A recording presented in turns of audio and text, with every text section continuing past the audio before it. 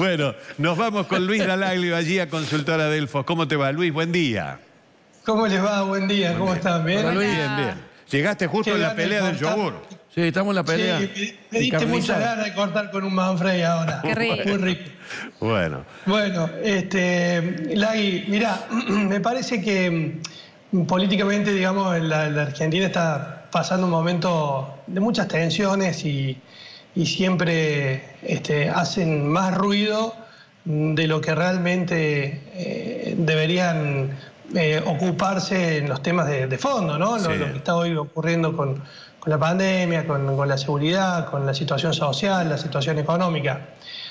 Bueno, los dichos ayer de Duhalde son una muestra, digamos, de ruido fuerte que no, lejos de no colaborar, no ayudan y, bueno, ni siquiera son oportunos. Sí. Por eso me pareció interesante preparar un pequeño informe especial respecto de cómo le fue a los presidentes, por lo menos los que tenemos datos, en los primeros meses de gobierno de cada uno de sus mandatos, para ver, y atendiendo que se trata de coyunturas diferentes, ahí están viendo en placa a Néstor Kirchner. Estos son datos de la ciudad de Córdoba, porque no en todos los casos teníamos en toda la provincia. Entonces dijimos, bueno, hagamos algo que pueda ser comparable en capital, en la ciudad de Córdoba, que en definitiva es un ámbito de mucha dinámica política también. Pero para ver cómo empezaron, siempre teniendo en cuenta las coyunturas. Por ejemplo, te decía recién, Néstor Kirchner, recordemos, asumió un 25 de mayo del 2003, veníamos de todo lo que fue la crisis del 2001, 2002, de Duhalde, que había asumido, que tuvo que renunciar para dar paso a las elecciones. Es decir, había un momento de mucha movilidad política, de mucho quiebre económico, pero en ese momento es como que había un nuevo resurgir, ¿no? Claro. Y fíjate cómo le fue entre los cordobeses de la ciudad de Córdoba a Néstor Kirchner apenas empezó a gobernar. En mayo él asumió, ¿sí? Asumió el 25 de mayo, o sea que fue prácticamente, había mucha gente que no sabía, no dio opinión, fíjate que el 36% había dicho que no sabía, pero ya tenía un 50%, y esto es básicamente expectativa, Lagui, ¿no? Claro. Esto es lo que genera en la gente cualquier cambio de gobierno o inicio de nueva etapa institucional. Y ahí se disparó, ¿sí? Y fíjate que hasta noviembre, prácticamente cuando terminó el año, se mantuvo alrededor de los 69, 68 puntos y bajó un poquito hacia fin de año con un 63% positivo y 27 regular. Es decir, el malestar fue esto que decimos siempre en el primer nivel. La gente empezó a tener algún tipo de malestar.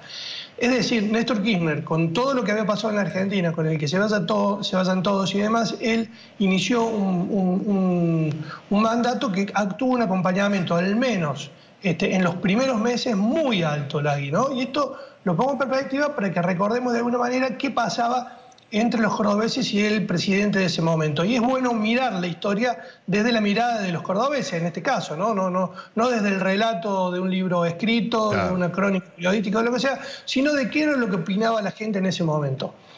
El dato del año 2008 de Cristina apenas arranque, la verdad no teníamos más datos que este dato de mayo.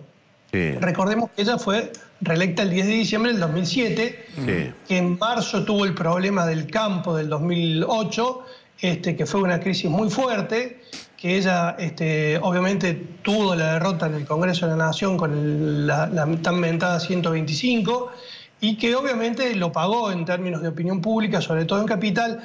Acá ya se empezaba a ver el problema que tenían los cordobeses con Cristina, ¿no? Fíjate que tenía un 16% de imagen positiva, un 32% de regular y un 48% de negativa. Pero ya por allá por el 2010, Cristina empezó a recuperar.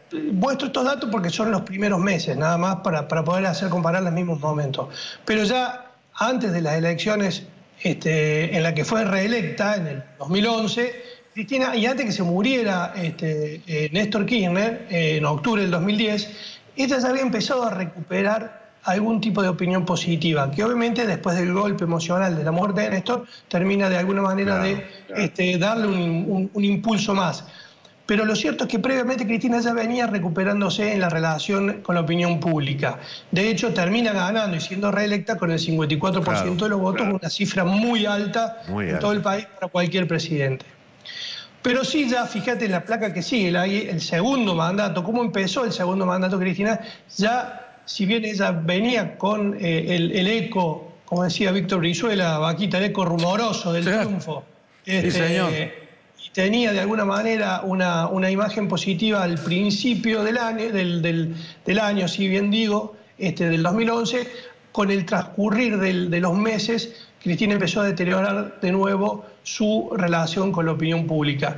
De hecho, termina en la elección siguiente cambiando de mano el poder en la Argentina y la gana Mauricio Macri, que vamos a compartir ahora la placa que sigue de cómo era la relación entre los cordobeses y Mauricio Macri. Fíjate que Mauricio Macri arranca muy arriba en diciembre cuando es reelecto con una expectativa muy alta, pero rápidamente después empieza a perder muchísimo apoyo y acompañamiento.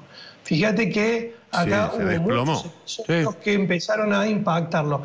Y esto es lo que siempre decimos y tratamos de marcar, porque en muchos estudios lo hemos ratificado. Mucha gente cree que Córdoba es macrista. En realidad, primero es anti-K.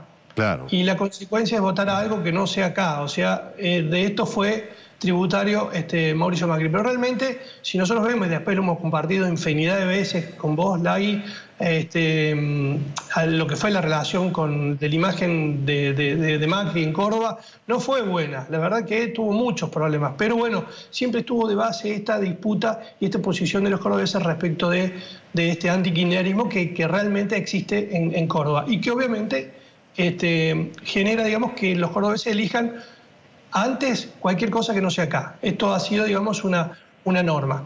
Pero con Alberto Fernández se había empezado en una situación diferente. Mirá vos. Fíjate que él en diciembre, y ahí hay un ruido tremendo de líneas y números entre diciembre, enero y febrero, porque estaba muy mezclado quienes opinaban bien, regular y mal, y quienes no opinaban. Pero la imagen positiva en diciembre de Alberto Fernández era del 29%.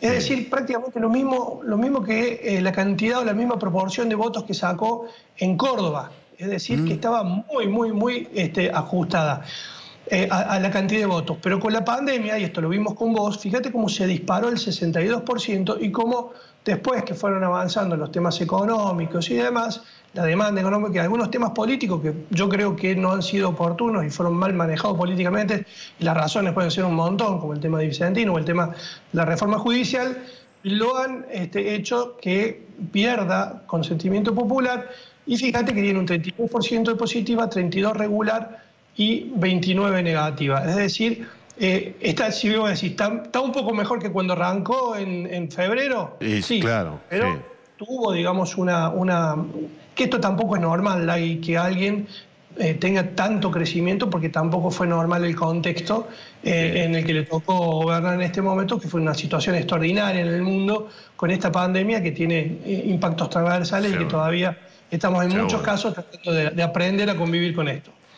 Pero me parece interesante que miráramos cómo son los vínculos y cómo es la opinión pública, y fundamentalmente apelar de nuevo a esto.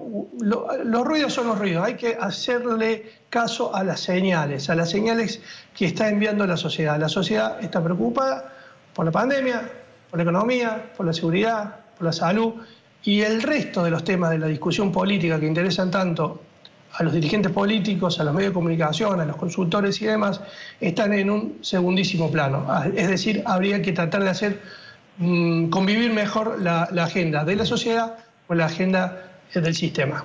Gracias, Luis, un abrazo. Nos vemos. Un abrazo para vos. Chao, hasta luego, hasta luego.